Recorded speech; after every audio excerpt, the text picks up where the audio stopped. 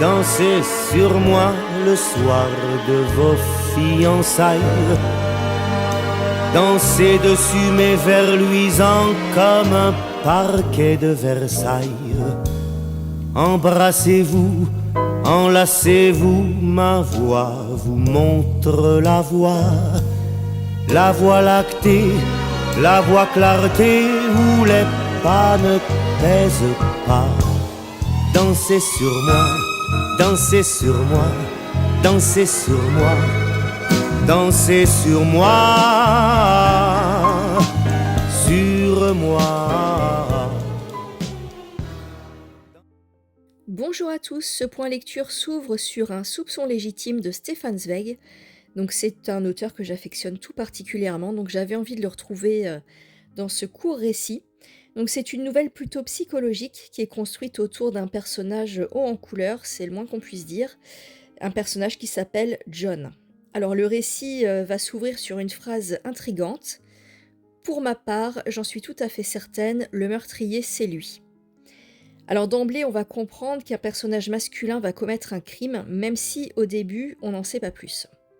Donc très vite, John va faire son apparition. Donc il s'agit du voisin de la narratrice et c'est un personnage singulier parce qu'il est débordant d'énergie, il est doté d'un optimisme à toute épreuve et à tel point qu'il exaspère tout le monde, et sa femme la première. Donc il vit les choses avec une intensité extrême, il est vraiment... il se donne à corps perdu dans tout ce qu'il aime, quitte à devenir parfois envahissant et épuisant pour son entourage parce qu'il est débordant d'enthousiasme, d'optimisme, il adore tout, mais avec un excès vraiment hors du commun. Voilà, c'est le moins qu'on puisse dire. Mais il a aussi un côté très touchant. Donc en fait, il est aussi irritant que gentil. Enfin, il est vraiment adorable, mais il tape sur les nerfs tellement il est envahissant et extrême dans sa façon de penser. Donc on va voir que cette personnalité très particulière va avoir des conséquences sur son entourage. Alors globalement, c'était une bonne lecture, j'ai eu plaisir à retrouver Zweig, que j'aime beaucoup. Et par contre, j'ai eu un petit problème avec le personnage de John, que j'ai trouvé un peu trop exubérant. En fait, j'ai trouvé qu'il manquait de crédibilité. Parce que c'est pas un personnage qu'on pourrait retrouver dans la vie de tous les jours. C'est vraiment... il a des traits de caractère qui sont vraiment poussés à l'extrême. Et en ça, j'ai été un petit peu à distance de l'histoire. J'ai eu du mal vraiment à m'impliquer dans le récit. Et voilà, c'est dommage parce que Stefan Zweig, c'est vraiment un auteur qui est doué normalement pour tout ce qui est psychologique, pour nous faire rentrer dans la tête des personnages. Et là, malheureusement... je mettrai un petit bémol de ce côté-là parce que ça n'a pas fonctionné à 100% pour ma part. Je devais revenir pour vous parler de mon avis sur l'attrape-cœur de Salinger. Donc j'ai fait un résumé des premières pages dans la vidéo précédente si vous voulez aller le voir. Alors ici, on va suivre Holden Caulfield, qui est un adolescent de 16 ans qui a été expulsé de son internat après avoir échoué dans plusieurs matières. Et qui, au lieu de rentrer chez ses parents, va décider de passer quelques jours seul à New York. Alors durant cette errance, il va enchaîner les rencontres, les bars, les hôtels et les situations rocambolesques. Mais en fait, ce qui est intéressant dans ce livre, c'est qu'on va suivre son état intérieur, donc qui est en profond décalage avec le monde des adultes, qu'il trouve plutôt faux et hypocrite. Et en fait, il va osciller entre plusieurs émotions, plusieurs sentiments, comme la colère, la tristesse. Mais c'est aussi quelqu'un qui a un énorme besoin d'affection, donc il est vraiment très attachant. Donc c'est une lecture que j'ai beaucoup aimée et j'ai trouvé qu'elle sortait du lot par rapport à ce que je lis d'habitude. J'ai aimé la sincérité du personnage principal, parce qu'il parle, déjà c'est un adolescent, donc il va parler avec un langage familier. Et ça rend le récit tout de suite très vivant et très authentique. Donc ce qui va marquer en fait l'histoire plus que, enfin ce qui va marquer l'histoire, c'est pas vraiment les faits, parce qu'on va le suivre un petit peu dans ses péripéties, mais il y a pas non plus de faits, très marquants. Mais c'est plutôt tout ce qui va se passer dans sa tête, parce qu'on va vraiment être en immersion dans ses pensées, ses réflexions et parfois ses contradictions, parce que c'est quelqu'un vraiment, qui, ne va pas très bien, donc parfois il a des réactions, un peu, décalées.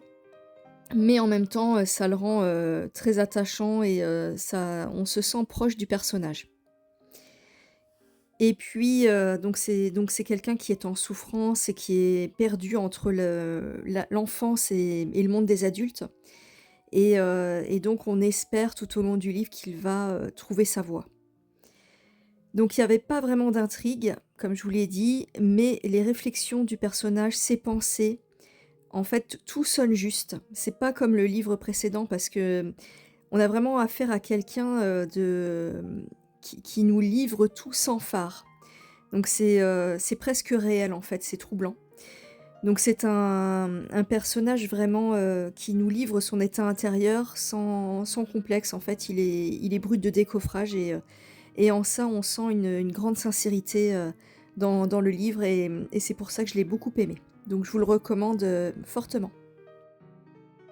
J'ai bien fait de poursuivre ma lecture de Kate Chopin avec l'éveil, parce que j'ai plutôt apprécié. Donc là, on est sur une toute autre histoire. On va suivre Edna Pontelier, qui est une femme mariée et mère de famille et qui vit en Louisiane à la fin du 19e siècle. Elle va remettre toute sa vie en question suite à une rencontre et sa vie jusqu'à présent était, tout à fait banale. En fait, elle avait une vie classique avec un mari, des enfants et cetera et elle ne se posait aucune question. Mais peu à peu et suite à cette fameuse rencontre qui va être déterminante pour elle, elle va prendre conscience de ses propres désirs, de son besoin de liberté et qu'en fait sa vie ne lui convient absolument pas.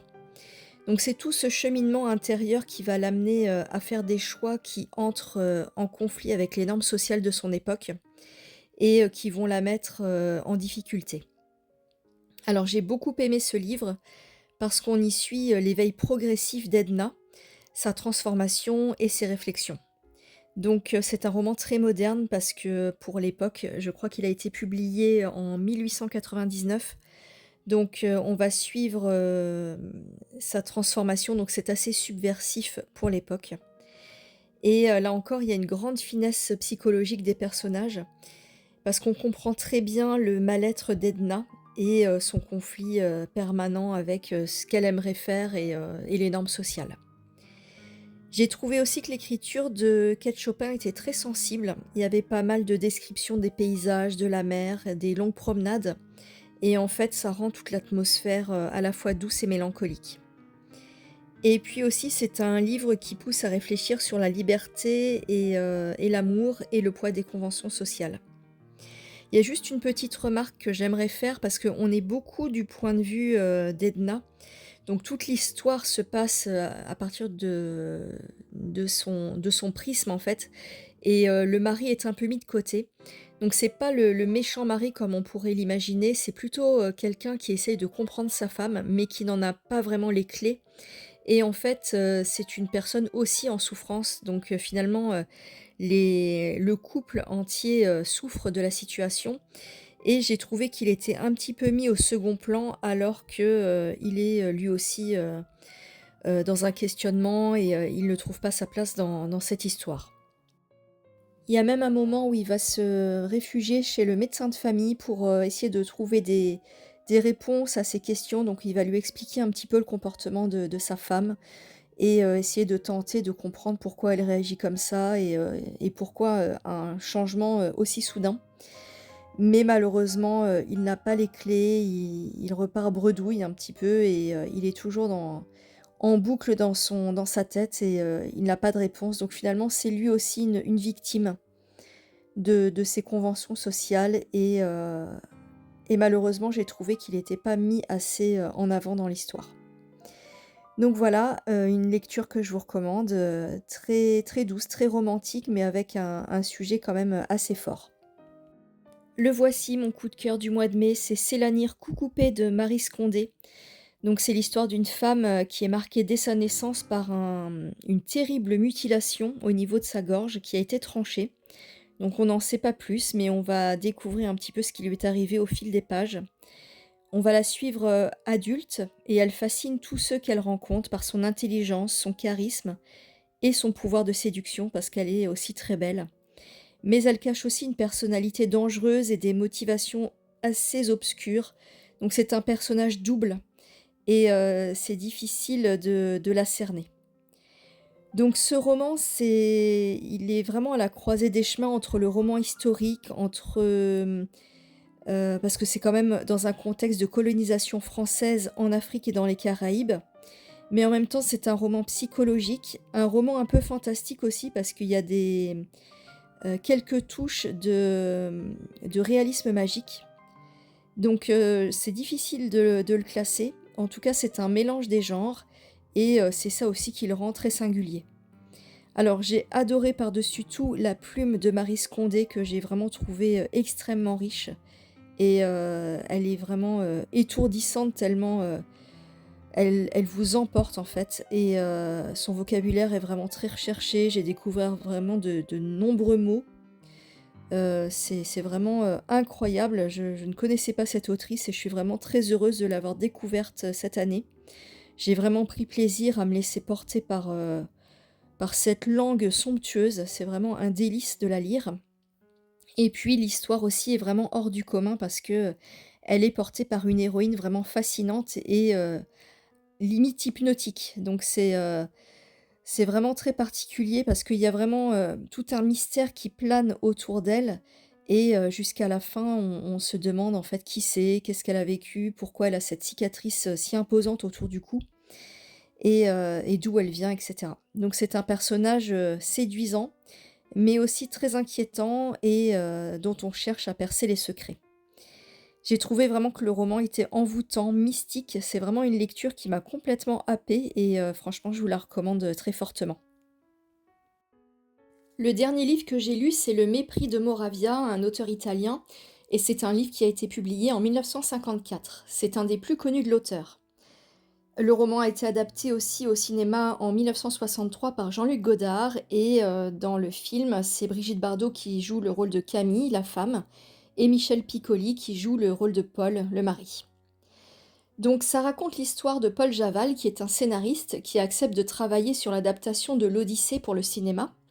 Et en fait, c'est quelqu'un qui tente d'avancer dans sa carrière, mais progressivement, la relation qu'il entretient avec sa femme Camille va se détériorer. Donc il n'y a pas vraiment de véritable dispute, c'est pas spectaculaire, il n'y a pas de cris, mais on sent qu'une distance va s'installer entre eux petit à petit. En fait, Camille va devenir de plus en plus froide et elle va, développer une sorte de mépris pour son mari, mais pour l'instant, on ne sait pas, enfin dans les premières pages, on ne sait pas de quoi il est question et on ne sait pas pourquoi elle éprouve ce sentiment. Donc il y a vraiment quelque chose qui échappe à Paul et il va tenter comme ça tout au long de l'histoire d'essayer de savoir pourquoi sa femme ressent un profond mépris pour lui. Donc dans ce livre, on va suivre la désagrégation lente d'un couple à travers les non-dits, les malentendus, les frustrations, beaucoup du côté de Camille et ses désillusions. Donc on sent qu'elle avait aussi beaucoup d'attentes envers Paul, mais il n'a pas été à la hauteur. Alors j'ai beaucoup aimé, ce livre parce que tout se passe dans le calme en fait, c'est d'un calme olympien, mais en fait on sent, une tension, sous-jacente. C'est l'incompréhension totale de la part de Paul.